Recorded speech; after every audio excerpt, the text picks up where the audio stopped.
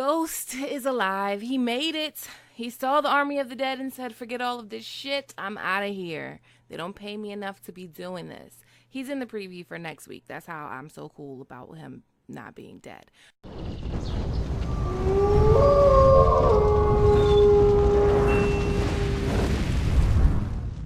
But anyway, I've got the juice to get you through the long night. So Game of Thrones Season 8, Episode 3, The Long Night is a wrap.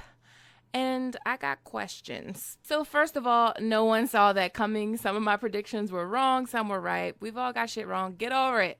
That's not what I'm disappointed about at all. I actually loved the episode until about the last 10 minutes of it. And we will get into all of that. But let's talk about the episode first. The first 10 minutes was so amazing because nothing's really happening, but everyone's getting prepared for battle, and it's just this intense build up. It was really genius on Miguel's part to have this moment of intense gut bubbling leading up to the final fight.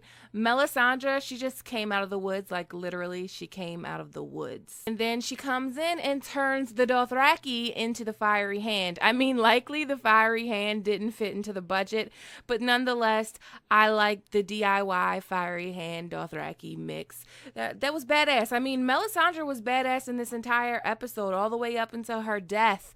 And I actually thought Davos was gonna pluck her head right from her shoulders at like straight off GP, but he didn't, thankfully. The Dothraki charging and all of those flames going out one by one was crazy. That was another genius move by Miguel, because we're all wondering what the hell is going on in the darkness. It's just eerie. It's eerie as hell. And only thing I was wondering is, where's Ghost? Because I seen Ghost go over there, but I didn't see him come back. But thankfully, he's in the preview for next week. Anyway, this is the moment where the plan kind of goes to shit, because Jon and Dany are supposed to be waiting for the Night King and for a signal to light the moat. But Dany can't stand seeing her people die, so she's ready to pull up on Drogon and just unleash fire. So the dead hit them with a wave of bodies. Jaime saves Brienne, and Daenerys comes through burning shit. Jon too. It helps, but that wasn't the plan. So Jon is on Rhaegal. He sees the White Walkers on the edge of the field and he wants to light them up. Jon is like, ooh, this is a gift. They're just sitting here. Okay. But then boom, the Night King brings the storm. A huge, massive, blinding storm, and it's like turbulence, and all of our favorite characters are fighting for their lives. The moment between Sansa and Arya was heartwarming. Like, I really liked that moment when Arya just told Sansa to stick him with the pointy end. Sam was a huge liability. Like, why didn't he just go into the crypts and stay there? But why be out there having people have to save you over and over again? You're a reader, not a fighter. Go read a book or something. Ed dies saving Sam. Literally, Sam was just in the way. Dragonfire disappears like it was needed, but I'm not sure where it went. Like, there are some points where I'm not sure what was going on, because you're getting different points of views throughout the battle. I think Jon and Dany were waiting for the Night King or looking for him. They literally can't see anything though, and they bump into each other. And then the army, the troops, have to fall back into Winterfell, into the gates of Winterfell. Jon calls out for Daenerys and ends up leaving her to go protect Bran. Eventually they try to light the trench, but she can't see them. So the fire keeps going out. Jon can't see them. Daenerys can't see them. No one sees the signal.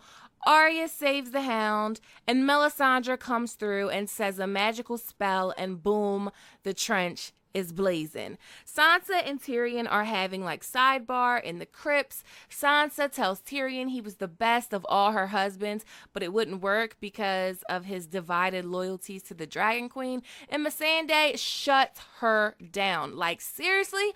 Really? You're so ungrateful. Without the Dragon Queen, we'd all be dead. I mean, I just love that Missandei checked Sansa, because Sansa's getting a little bit out of control. And I can see the road we're headed down. Seriously, Sansa is never going to be Team Daenerys, period. She's going to manipulate Tyrion right on over to Team Sansa. Sansa is like Peter Baelish now. So Bran has that moment with Theon that I talked about. Everything you did brought you where you are now, home. Then he's like, I gotta go, bye now. And he flies into some ravens that are never seen again. They're fighting. Whites are inside Winterfell. Arya's killing people. The Hound's losing it. There's just so much going on. The Hound rushes to save Arya. Lyanna Mormont takes down a giant, but she dies as well. Like, she went out like a straight up gangster. The scene of dragons above the clouds is amazing. The entire Dance of Dragons scene was amazing. The Night King chasing Daenerys and Drogon. My favorite shot, though, were the dragons above the clouds with the moon in the background. Like, that's probably my favorite shot of the entire episode. So Arya is inside Winterfell and she's creeping past the whites, but one ends up smelling her blood, which harks back to one of old Nan's tales, the tale of the last hero that she told Bran. Beric dies holding the doorway. And this was kind of confusing because I've always thought that Beric was kept around to give someone the last kiss because he's been dead in the books for so long, and he died in the books all the way back at the Red Wedding when he gave Catelyn Stark the last kiss and she became Lady Stoneheart. So I thought he was being kept alive to do something like that. So then they end up with Melisandre, and we got to talk about this in a minute. Like, make it make sense. Seriously, like, make it make sense. I'm going to go in depth about this and why this was so disappointing to me personally, but I want to talk about the good stuff first. I don't want the bad to overshadow the good. So the Dance of Dragons, Jon on Rhaegal fighting the Night King on Viserion, that was amazing. Drogon coming in and knocking the Night King down. Rhaegal is wounded, but he's okay because he's in the next episode as well. The Night King faces off with Daenerys and he doesn't burn. So, of course, he's a Targaryen. Targaryen Night King confirmed. Anyway, he smiled at Daenerys. The Night King smiles at her.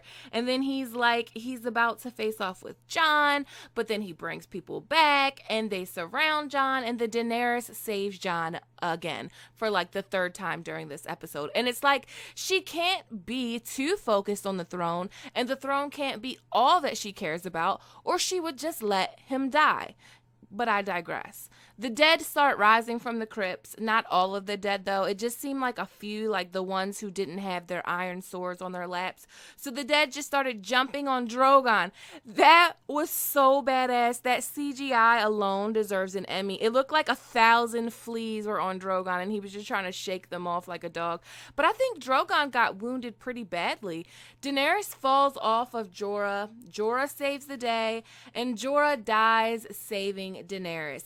I don't think there was any other death that was fit for Ser Jorah Mormont. He loved Daenerys, and dying fighting for her is the way to go out for that character. I think that was executed perfectly. But that is the end of House Mormont. With Lyanna Mormont dying and Jorah Mormont dying, that is the end of House Mormont.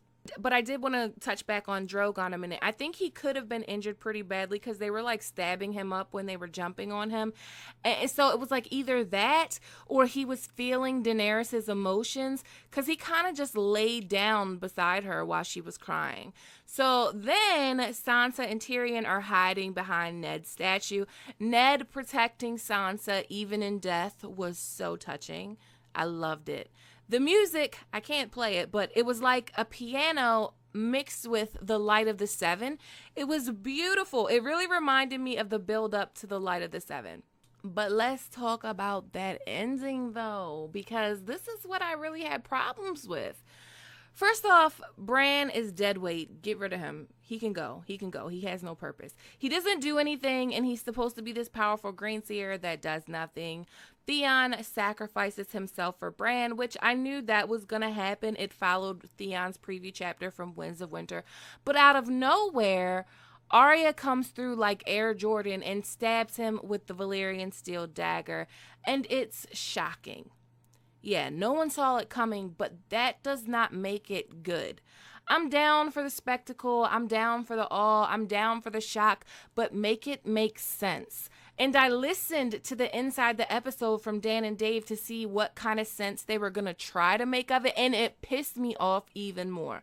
One thing I'm happy about, one thing all book readers should be happy about, is that Winds of Winter and Dream of Spring aren't spoiled. It's not going to happen like this. So, firstly, Arya being the Night King Slayer is shocking in a bad way. All of the foreshadowing over 7 seasons has pointed to Jon. Everything in the books has pointed to Jon. I was upset. So inside the episode, the showrunners are talking, and spare me with that blue-eyed quote was foreshadowing. It was not. That quote happens in season 3. In this interview, this Inside the Episode, they don't decide that it's gonna be Arya until 3 years ago, which means season 5, not even season 5, season 6. They said 3 years ago. 3 years ago, that was probably during filming for season 7.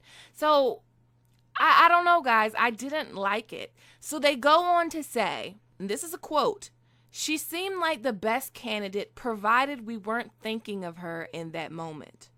And then Benioff goes on to say, "We hoped to avoid the expected. And Jon Snow has always been the hero, the one who's been the savior. But it just didn't seem right to us for this moment." So basically, they went with Arya because no one expected Arya, and no one else felt right to them to do it. Seriously, shock over actual plot is bad. Yes, Melisandre saw Arya in season 3 and told her she would close blue eyes. A third of the population of Westeros has blue eyes. But also, Melisandre says it like she knew all along it was going to be Arya. But then she tried to convince Stannis that he was the one. And then Jon, and then Daenerys and Jon. A major part of the plot was driven by prophecy. Azor Ahai, the prince who was promised, the stallion who mounts the world, and then we were told everything is about the Great War. The Great War is the only war that matters, but now the Great War is over and it's Cersei time. So Cersei is the bigger villain than the god of death. So the Night King is shanked and presumably dies. He died in the Winterfell Godswood, so maybe he's not completely dead. Maybe he went into the Winterfell Heart Tree and exists in the Weirwood, or in Bran, and then Bran might have to face off with him inside the Weirwood net. I don't know. Then again, I doubt it. I doubt they're doing any of that. I just cannot fathom that we don't get any other information on the Night King. But then again, I guess that's what the Long Night prequel is for. I guess our questions will be answered there. But man, character arcs matter. Like, they matter. I know I'm a book fan, but I've always separated the books and the show. Like, the show is its own thing. It's based on the books, but it's its own thing. Like, I never thought they were going to be able to perfectly adapt the books. That's nonsense. They don't even have 2 of the books. But I did think that the broad strokes would be there because they said they would. I didn't think they would do something just for shock value. I'm also sure they are going to vilify Daenerys now. So if you are a Daenerys fan, they are about to vilify her to pieces.